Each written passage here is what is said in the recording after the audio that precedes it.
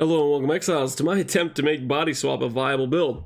Now, we didn't succeed at that, but we had fun trying. This character, whole idea was to stack a hell of a lot of strength and a lot of life for basically twofold reasons. One, I wanted my bloody explosions to be large, and stacking strength with a AoE per strength mod on a mace doesn't give you a good weapon, but what it does give you is pretty fun explosions. Without this mace on, we lose, I want to say like 150% AoE. It's giving us a lot of AoE based on our strength. I can't math it out right now in my head, but I think it was like 150% or something like that. It's a lot of AoE. It doesn't give you a lot of like good damage on it, but who cares? Big explosions, fun build.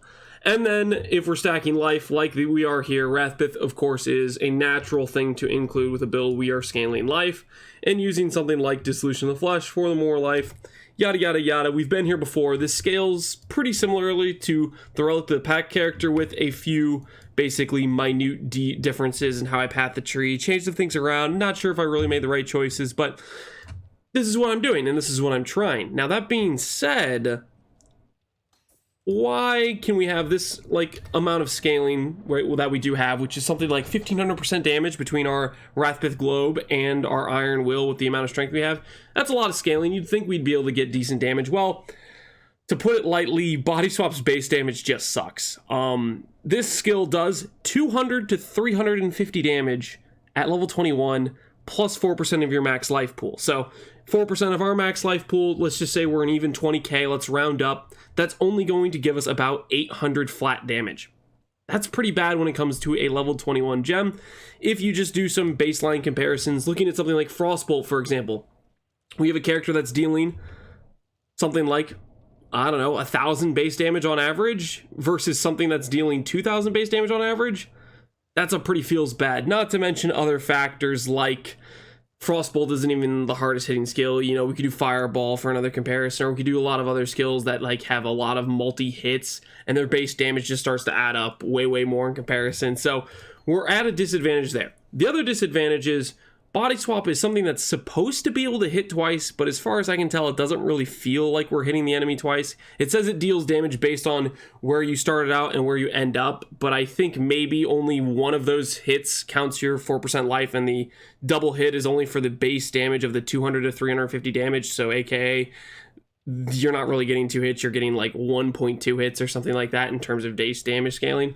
That's my theory for why the damage just is kind of bad. Maybe if you start dealing damage based on scaling some corpse life, you can actually get to some real numbers, and that would be a completely different setup for this character, because the corpse life explosion can't be scaled by percent spell damage, and most of our scaling in this character is spell damage.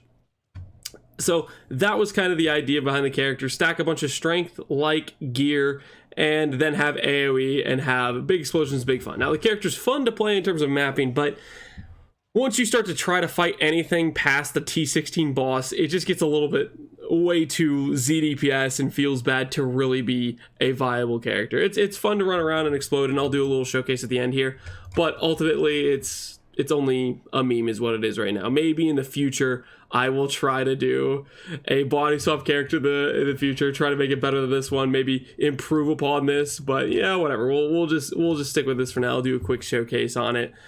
This is just one of those things in PoE that I like to do, is where you come up with an idea for something you want to try and you just go out and do it and you see how it turns out. A lot of these sorts of things where you're throwing basically, darts at the board and seeing where they land, they don't turn out that well in terms of like power level. But they do turn out sometimes well in this factor of just having fun. As far as visually enjoyable characters to play, this character, it's pretty far up there. I don't think I've had too many characters that are this visually enjoyable to look at in terms of just playing the button. It's like Flicker Strike, but if you attached a nuclear bomb to every single time you flickered, right? You have this giant explosion that occurs rather than just Flicker, where you're just teleporting at an insane speed and thus hitting so many enemies on screen. This is everywhere you're teleporting to, there's a giant bomb going off, and it's just kind of funny. Ultimately, of course, this is not a good character, right? So please don't play this. Please take my heating, take my warning that this is in fact actually not a good character. Viable enough to do like T16s or whatever, but past that you start to do harder content. it's just not going to cut it, right? You know, you can have fun explosions, you can do that sort of thing, you can have some enjoyable time, but when you start doing real content, it's not going to take the cake, right? It's fun with just, you know, memeing around and doing something like that, but you know, that's part of PoE. You just try to sometimes take something that's not meant to be viable for something and see how far you can push it. You know, one of my favorite videos in PoE for this sort of thing was when Joseph took default attack and I think he took down Uber Elder with it. I can't remember exactly, it was a while ago. But it's one of those things where you're just like, this is not supposed to be viable, but taking something to the extreme and just, you know, screwing around with it and having fun with it regardless. It's part of the puzzle and fun of PoE, and that's what I enjoy about it. So hopefully you guys enjoy this video, even though it's just a meme character and it's not a real build. Next character I'm going to make, I think, I have a few ones on the agenda to do, but this thing that I am actually planning to do is around this specific amulet.